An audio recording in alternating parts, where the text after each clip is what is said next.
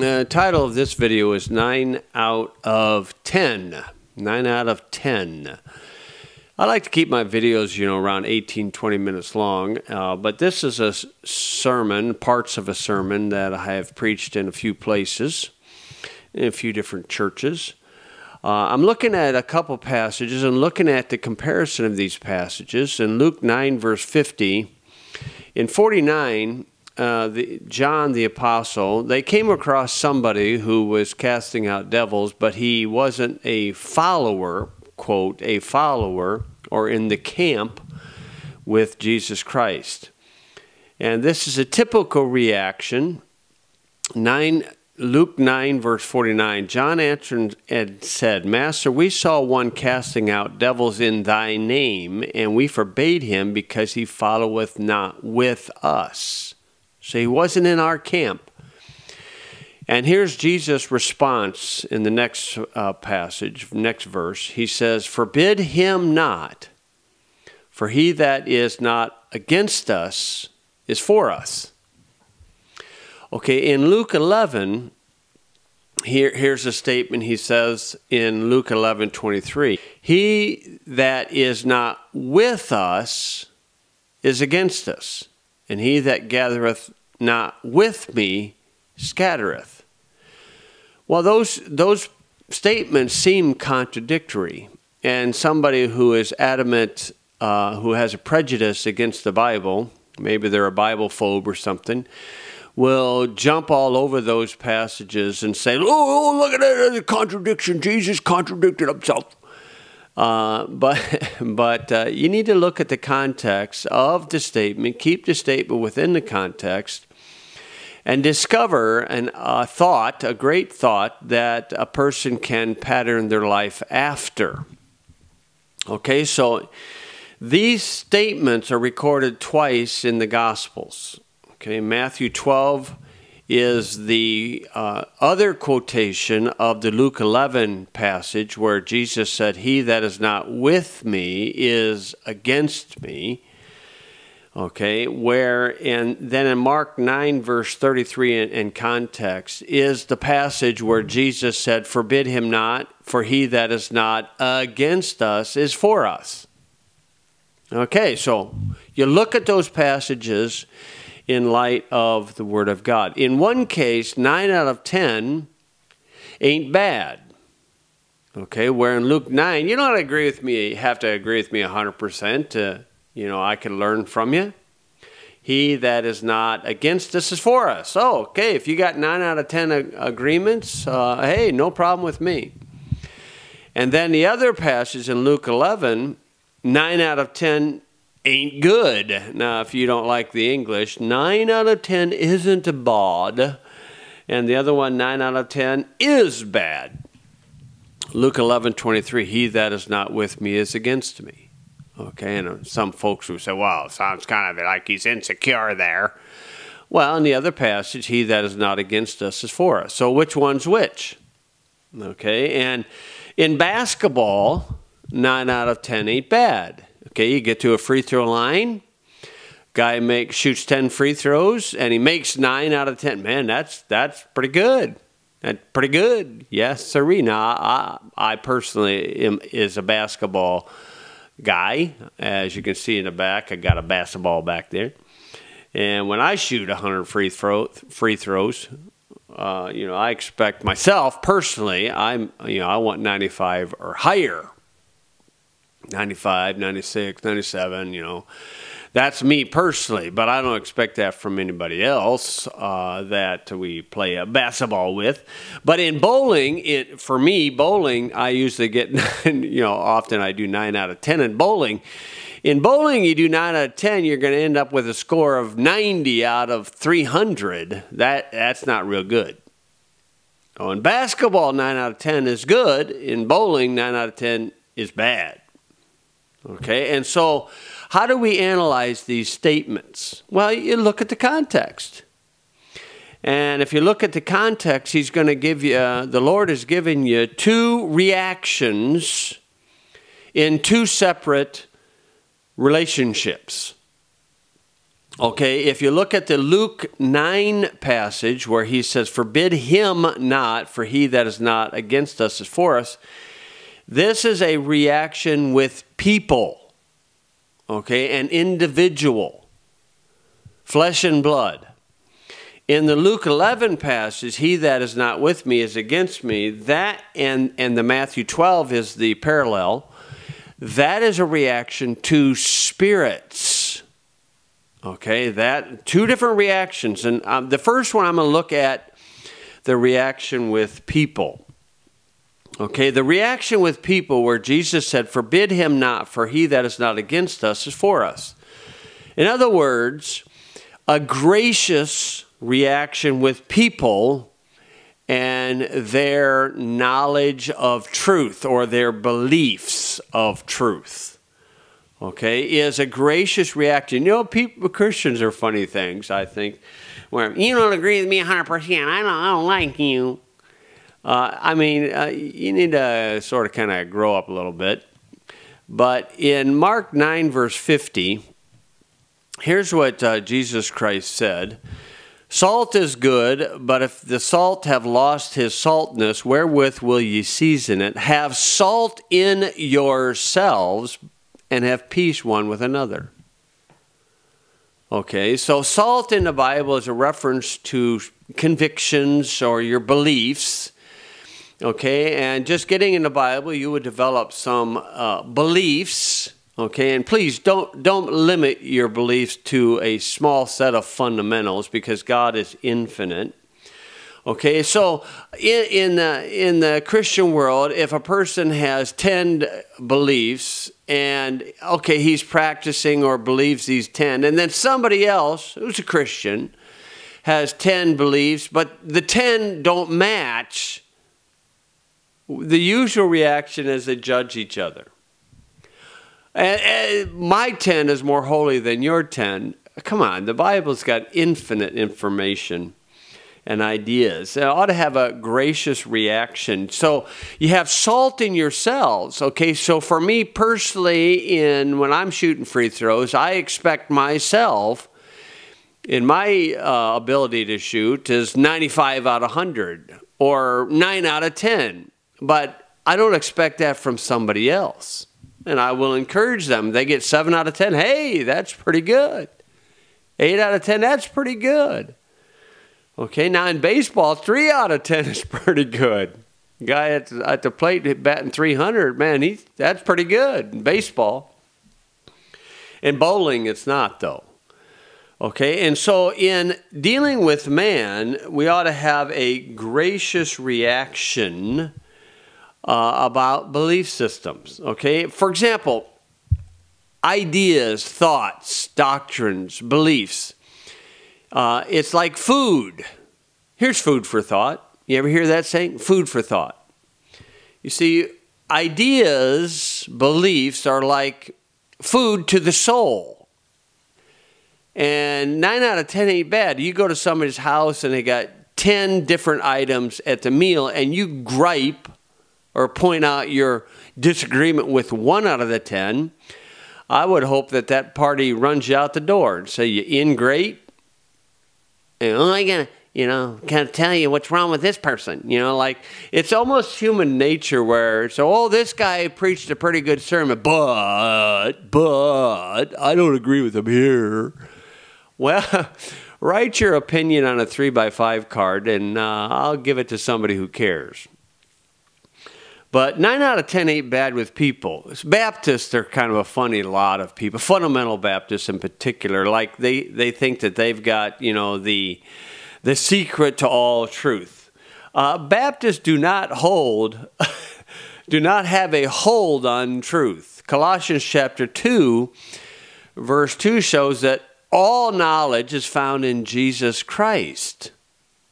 Colossians 2, verse 2, that their hearts might be comforted, being knit together in love, and unto all riches of the full assurance of understanding, to the acknowledgement of the mystery of God and of the Father and of Christ, in whom are hid all the treasures of wisdom and knowledge. It's found in Jesus Christ. I have found from experience that, many fundamental Baptists, they think they got a hold on truth, and a lot of them a bunch of little narcissists or bullies. Sure, we got Baptists on our church door, but hey, if there's some Baptist ideas that disagree with the Bible, it's going in file 13 as far as we're concerned. Bible first. Okay, most of the cults are filled with, like JWs or whatnot, are filled with ignorant Baptists, or they at least were Baptists at one time. And so in this walk in the Christian faith, man, you're trying to learn ideas of an infinite God. In Acts 20, Paul said in verse 27, "For I have not shunned to declare unto you all the counsel of God." So you should be able to learn the truth from any source, from anyone, and have some discretion to be able to pull the truth out of something that may not be truthful as the whole body goes. So in this video or the next one, I'll give you some of the sources that I've learned truths from that may surprise a lot of people. Now, anybody who went through the public school system, I am a bona fide graduate of Lowell High School. It's a public school in our area. And so I went from K through 12, public high school. And then after I got out of high school, I went to two separate Christian colleges. And after I got out of those, I realized I wasn't taught much Bible. Now, in fact, my public high school, I'm ashamed to tell you that not all of my teachers were Bible believers. In fact, I don't think any of them were. And in fact, the high school that I went to had you might surprise you, a Bible character for a mascot. That's right, yeah. Separation Church and State wasn't in our school. No, we had a Bible character for our mascot. You say, what Bible character? The devil. That's right. My public high school, our mascot was the Low Red Devils. In my basketball warm-ups, at the bottom of the black warm-up pants was flames portraying hell. Yeah, that's a high school. And, I learned some good things in the school. I learned some raunchy things, but I learned some good things. Am I supposed to throw out all the good that I learned just because none of my teachers were Bible-believing Christians? A few of them professed Christianity, but none of them were Bible-believing Christians. No, you had to weed out the truth from the air. If I limited my beliefs, I had to be a Bible believer, man, I wouldn't have much teachers throughout. If I look at, looking back in my Christian college experience, the pastor of the school I attended, from his own daughter's testimony, the guy was a full-fledged narcissist. I mean, were I to throw out everything I learned in Bible school? One of my teachers in Bible school is in jail right now. Another one died in jail. I mean, this guy was, by the pastor of the college says that this guy was the greatest Bible teacher of the age, and he died in prison serving over 100-year sentence of abuse to a daughter. Now, this guy, I probably have heard him 20 times say a great statement. What you do with the Bible determines what God will do with you. Now, that is a great statement. Am I going to throw that statement out because this guy turned out to be a two-bit punk? No, that's a great statement. What you do with the Bible does determine what God does with you. Just because that guy's life didn't match up so hot, doesn't mean I'm going to throw that statement out. I mean, there's another one of the teachers in this school should be in prison, but it's not. But I learned some good things. I learned some things that I had discovered later that weren't true. But I'm not going to throw everything out. I think the saying is you don't throw out the baby with the bathwater, the dirty bathwater. And so you learn to realize that truth is truth no matter who says it. Be it a good man, be it a bad man, or he turns out to be a bad man. You look at the words that a person says. Food for thought. Now, if you feel in your heart, well, I got to tell you, I agree with a lot of this guy says, but I don't agree with. Who really cares? Take the truth from any source that you get it. That's a gracious reaction with people and their knowledge of the truth or their set of beliefs. Okay, and so, the standard idea is if I like this person, then I'm going to accept what they say. If I don't like this individual, then you got to actually divorce the idea or your thoughts of the personality of that individual and the truth. Jesus said in Matthew chapter 23 about the Pharisees. He said this, verse 3, all therefore whatsoever they bid you, observe. Observe, yeah, that's right. And do. But do not ye after the works, for they say and do not. That's right. See, now, who were the Pharisees? Some of those Pharisees were flesh and blood men, like Nicodemus, but many of them were devils masquerading to be man or men. And Jesus said, do what they bid you. Observe, and do. Okay, Josiah is an example of the standard attitude of people with the idea of truth. In 2 Chronicles 35, now Josiah was a good friend with Jeremiah. Okay, and Josiah had the last great revival that Judah had before Babylon came and conquered them. And he got himself in a problem at the end of his life, a sad thing. 2 Chronicles 35:20 it says, and after this, when Josiah had prepared the temple, Necho, king of Egypt, came up to fight against Carchemish by Euphrates, and Josiah went out against him. Now, Josiah should not have done this. Okay, and in verse 21 it says, and he sent ambassadors to him, saying, what have I to do with thee, thou king of Judah? So the Egyptian king sent a message to Josiah, well, man, I'm not fighting with you. And he said, I come not against thee this day, but against the house wherewith I have war. So Josiah meddled in another nation's war. Shouldn't have done it. For God commanded me to make haste. So this pagan Egyptian king said, God commanded me to do this. And he says, forbear thee from meddling with God. Who is with me that destroy thee not? Nevertheless, Josiah would not turn his face from him, but disguised himself that he might go with him. And he hearkened not unto the words of Necho from the mouth of God, and came to fight in the valley of Megiddo. Okay, if you read the story, Josiah should not have been there.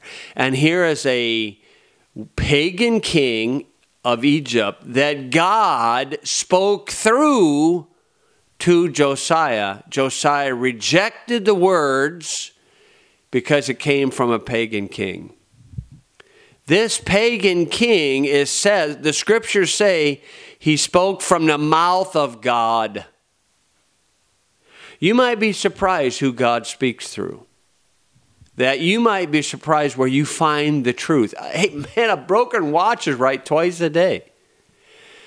Josiah didn't consider the words, he considered the personality. And Josiah's a good man. God worked through Josiah, and a lot of great things happened during his reign. But sadly, at the end, he didn't recognize the truth because it came from somebody that he didn't think would be speaking the truth. And so, hey, a gracious reaction with people and their knowledge of the truth. 9 out of 10 ain't bad. 9 out of 10 ain't bad. And here's the benefit when you can do this. When you can look at the words in spite of the personality. If the listener desires the truth, the speaker is humbled because you desire the truth, not the speaker. If the listener dislikes the speaker, but yet is willing to accept the truth, the listener is humbled when he or she accepts the truth in spite of the speaker. Okay, so this idea is a gracious reaction toward people, and 9 out of 10 ain't bad.